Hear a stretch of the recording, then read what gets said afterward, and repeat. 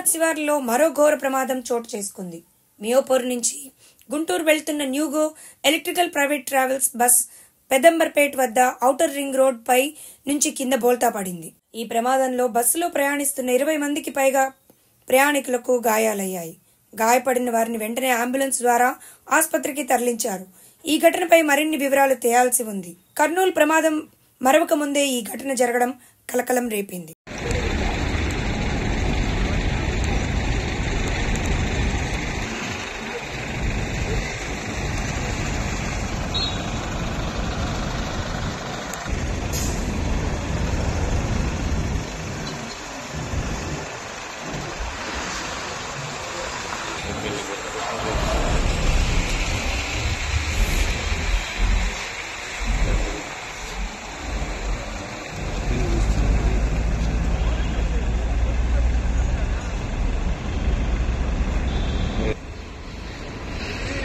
వచ్చింది